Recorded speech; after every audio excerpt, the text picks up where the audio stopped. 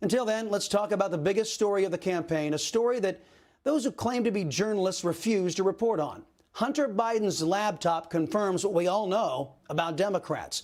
That's the subject of tonight's preamble.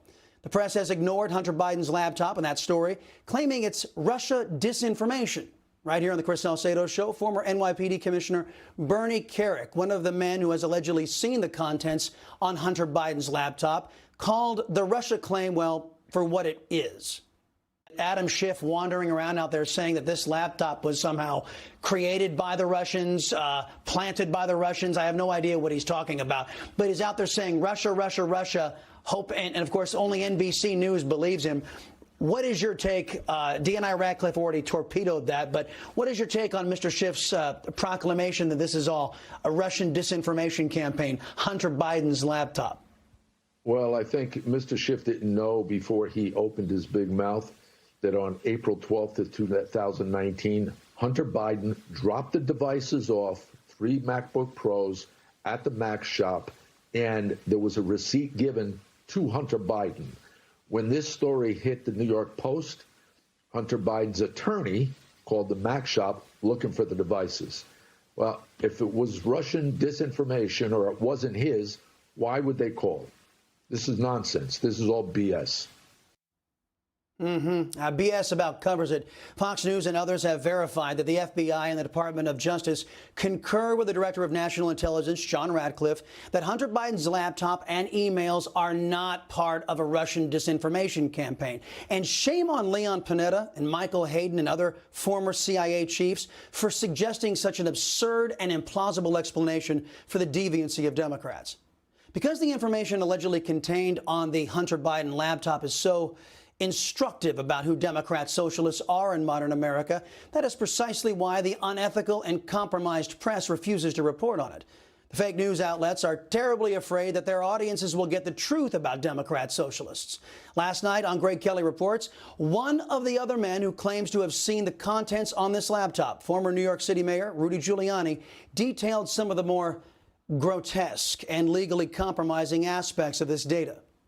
Well, this is really a very, very sensitive one. There's a text message to his father in which he says the following, and he's discussing his sister-in-law, who for quite some time was his lover. And he says, she told my therapist that I was sexually inappropriate. This would be with a unnamed 14-year-old girl. When she says that I FaceTime naked with the unnamed 14-year-old girl. And the reason I can't have her out to see me is because I'll walk around naked, smoking crack, talking tom girls on FaceTime. When she was pressed, she said that the unnamed 14-year-old girl never said anything like that, but the bottom line is that I created and caused a very unsafe environment for the kids. This is supported by numerous pictures of underage girls.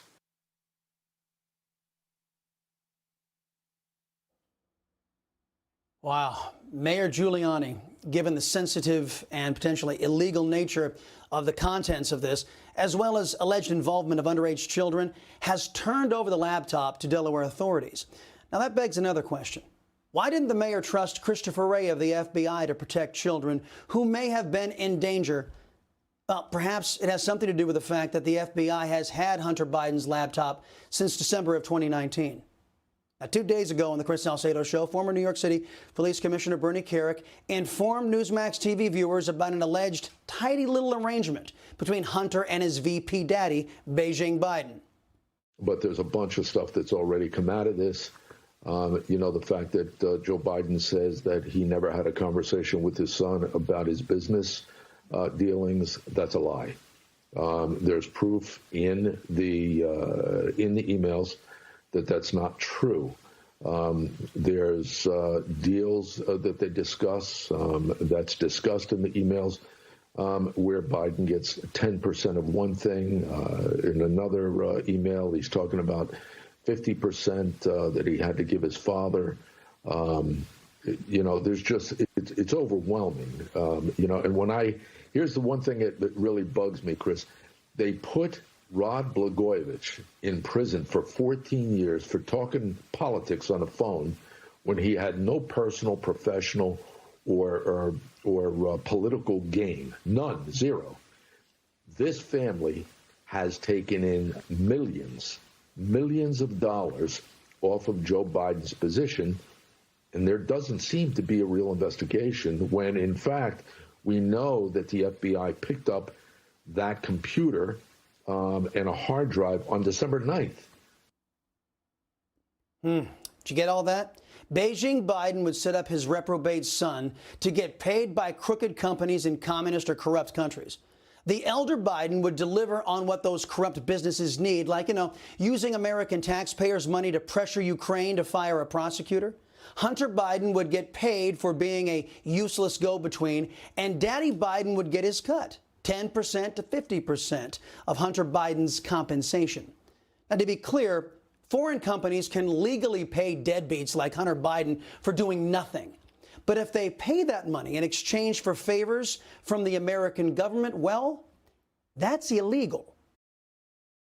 You just watched Newsmax TV, America's fastest growing cable news channel, now in more than 70 million homes. You can get Newsmax TV on your cable system or check your cable guide.